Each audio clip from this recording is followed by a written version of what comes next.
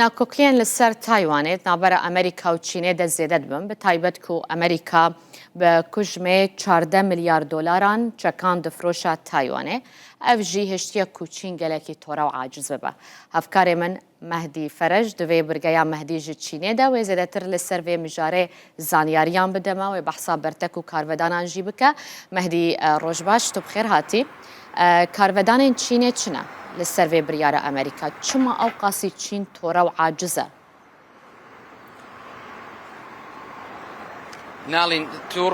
چین تووڕە و عاجزە چونکەمە گەورەترین پاکەجە زیاترە لە 11 ملیار دلار کە ئەمانە سیستەمی بەرگریان سیستەمی موشکی سیستەمی دیجیتانک سیستەمی موشکی بناوی های مارس کە 82 دانە زیاترە هەروە سیستەمی موشکی یان کۆنتڕۆلکردنی موشکی بەناوی هاوئتزەر کامانە ئەوانن کە ئێستا لە ئۆکرانیا بەکاردن دژی لە شتێکێشەکەی یان شەڕی رووسیا و ئۆکرانیا ئەمانە زۆر پێشکەوتون. چین ئەمریکا لەگەڵ تایوان دەیانەوێت شتێک دروستکەن بە ناوی قەلغان یان دۆمی تی تایوان دۆم کە ئاسمانی تایوان سەلامت کەن لەو گەمارۆیە یان لەو مەترسیەی ئەگەر چین لەشکرکێشی بکاتە سەر تایوان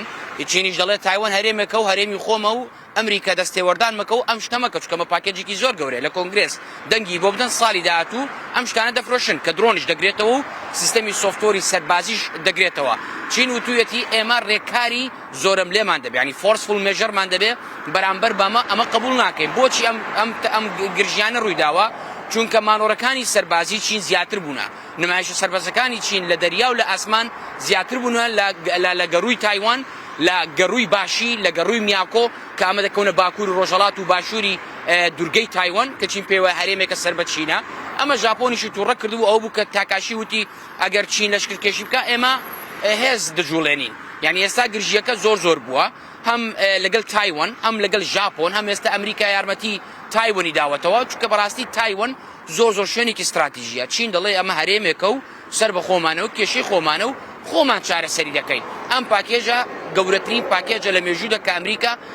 بۆ تایوانی نردوێ ئەمە لە کاتێکدا ئەمریکا دام بە تایوان دانانێ وەکو هەرێمێکیان وەکو وڵاتێکی سربەخۆ پەیوەندی دیبلۆماسیشی لەگەڵی هەیە بەڵام دەڵێت چینە و یەکپارچەی خاکی چینە بالوسخانەشی لە تایوان نییە سنتەری یان ئینستیتیوتی ئەمریکای هەیە بەڵام ئەوەنەی بالوسخانێک زیاتر کاری سیاسی و دیبلۆماسی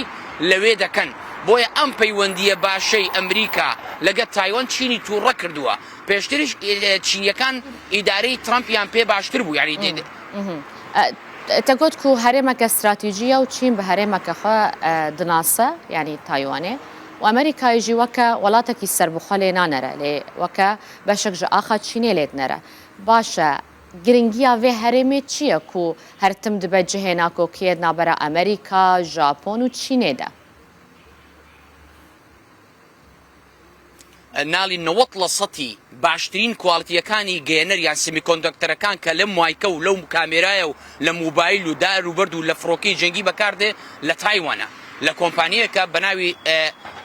TSMC کامە گەورەترین یانە کە ئێستا ئەمریکا و ئینڤیدیا پارتنەری ئەوانن. بۆیە تایوان لە ڕووی تەکنۆلۆژیەوە دەتوانی بڵێ سەرچاوە بۆ دنیا. بۆیە ئەمریکا ناڵێ ئەمە لە دەستدا ئەمە لە ڕووی تەکنۆلۆژیا و داراییەوە لە ڕووی سنوورەوە هێزی ئەمریکایی لە ڕۆژئاوای زەریای هێمن یان زەریای هادی هێمن هەڵکەوتون لە ژاپۆنەوە تا دەگاتە فلیپین بەس تایوانی نییە بەڵام تایوان لە قەتپاڵ 300 کیلومتر یان 300 کیلومتر لە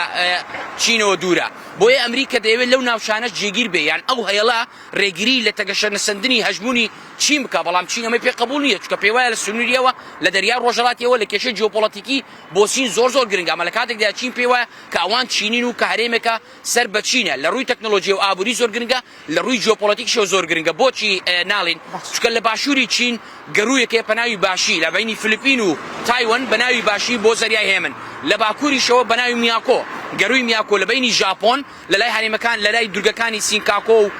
میاکۆ کە دەچێتە زەریای هێمن گەڕووی تایوانیش بەخۆی لە بینی چین و تایوان یعنی ئەم سێ گەڕووە زۆر استراتیژین بۆ هەموو ڕێڕەوەکانی بازرگانی بۆ زەریای هێمن کە دەچن. بۆیە ئەوە هیچ کە زۆر لە سنووری چین نزیکە و چین ئەمە قبول ناکە کە هەژمونی ئەمریکا لەوێ جێگیر بێ وەک چۆن لە فلیپین و لە ژاپۆن هەیە و لە دورگەکانی میاکۆکەیە یان سینکاکۆ. بەڵام لە هەمان کاتدا ئەمریکاش ئەوە بەدەستەوە نادا تایوان تەسلیمی چین بکە بڵێ فەرمووە بۆ خۆت کە چین دەڵێ من لەم 1-2 ساڵە هەر دەیگەڕێنمەوە بە شەڕ بێ بە ئاشتی بێ بە ڕیفراندۆم بێ بە چاکسازی بێ بە چۆن بێ تا تایوان هەر دەگەڕێنەوە بۆیە بەڕاستی خەڵکی تایوان چت بێژن هەم ئەمریکاش پێ دەچێ ئاوا بۆ چینی بەجێنێڵێ چکەما